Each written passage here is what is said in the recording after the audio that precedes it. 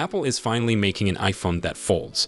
After years of rumors and waiting, it looks like we might see an iPhone Fold as soon as this fall.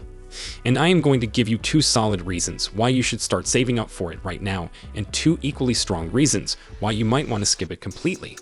There is also a major plot twist that Apple might pull that could change everything about this device.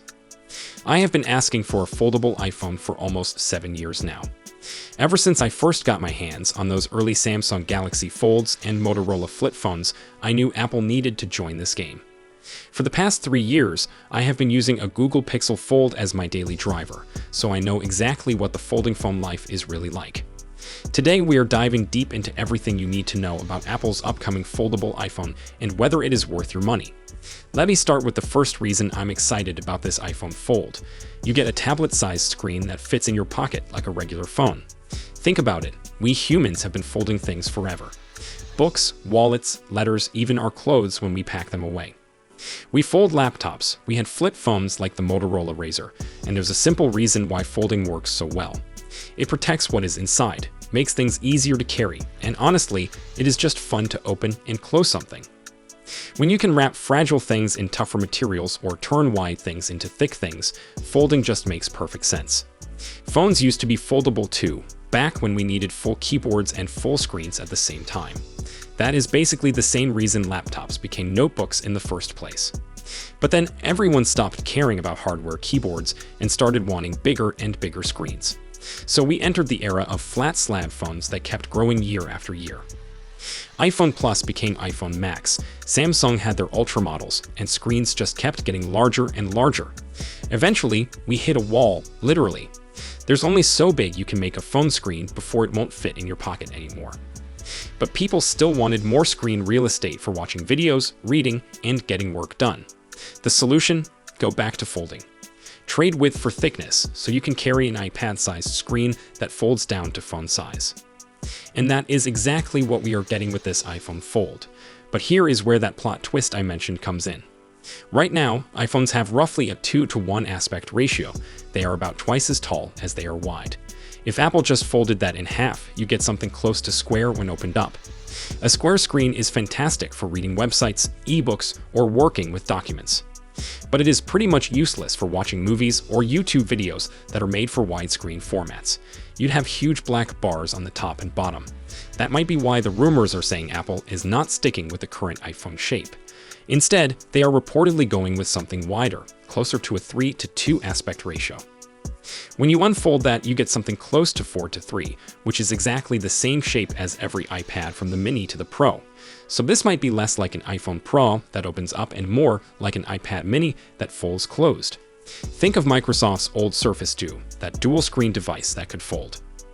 If this is true, Apple is putting all their focus on making the unfolded tablet experience amazing, even if it means the folded phone experience might feel a bit weird. Unless you love the old BlackBerry Passport with its square screen, this might feel strange as a phone.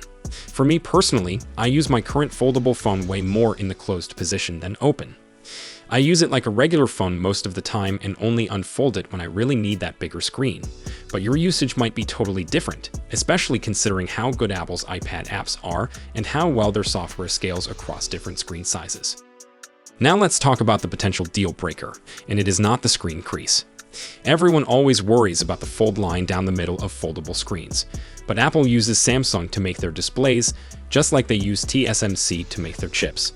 Samsung's latest folding screen technology has made the crease way less noticeable. Sure, tech reviewers will still point it out in certain lighting conditions, but for daily use, most people just stop noticing it after a few days. The real issue is going to be price. Think about what goes into a foldable phone compared to a regular one. Instead of one screen, you need 2, the main folding display plus the outside screen. Instead of one thick battery, you need at least 2 thinner batteries to fit under both halves. Instead of a simple camera setup, you need multiple cameras in a much more complex arrangement.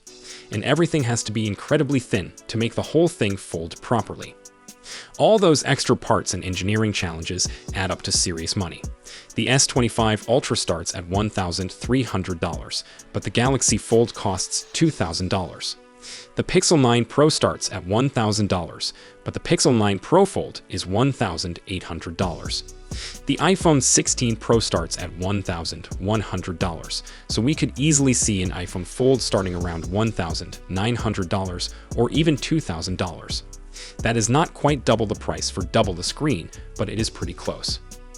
Now, with trade-ins, payment plans, and carrier deals, you might not feel that full sticker shock up front, but you will definitely end up paying significantly more over time. Here is the second reason I am still excited about this device, despite the price. The idea of an iPhone that opens into an iPad mini just feels incredibly compelling. Apple has spent years perfecting their software to work across different screen sizes. From auto layout to Swift UI, their apps are designed to adapt smoothly. And the iPad App Store is incredibly robust with high-quality apps that take advantage of larger screens.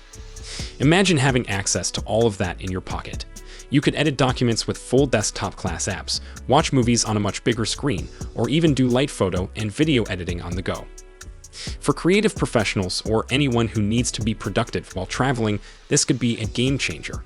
But there are also some significant drawbacks beyond just the price. Foldable phones traditionally have camera systems that are not as good as their regular counterparts. It is just harder and more expensive to fit multiple high-quality cameras into a device that needs to fold. That is the same reason the iPhone Air has a simpler camera system compared to the iPhone Pro. When every millimeter of thickness matters, compromises have to be made. If you are someone who relies heavily on iPhone cameras for photos and videos, the iPhone Fold might disappoint you. You are paying more money for potentially worse cameras. The battery life could also be a concern. Even though you get two batteries, they have to be much thinner than a single battery in a regular phone. And powering two screens, even when one is off, typically uses more energy. Most current foldable phones have decent battery life, but it's rarely better than their non-folding siblings. There is also the durability question. Any moving part is a potential point of failure, and foldable phones have a lot more moving parts. The hinge mechanism, the flexible display, and the multiple batteries, all of these add complexity. While Samsung and other manufacturers have gotten much better at making reliable foldables, they are still not as durable as a solid slab phone.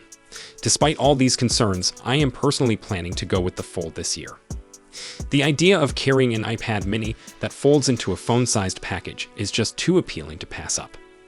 Especially if Apple can smooth out the rough edges of iOS for foldable devices by the time this launches, and if the cameras aren't too much of a downgrade, and if the price is not completely outrageous.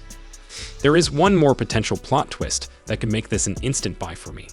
If Apple adds Apple Pencil support to this foldable iPhone, I am sold immediately. Being able to take notes, sketch, or mark up documents on a device that fits in my pocket would be incredible.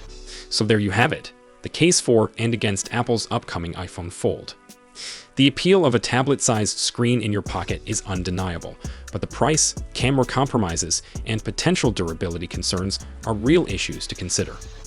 What do you think? Are you planning to fold or not to fold? Let me know in the comments below whether you are excited about Apple's foldable iPhone or if you are planning to stick with the traditional slab design.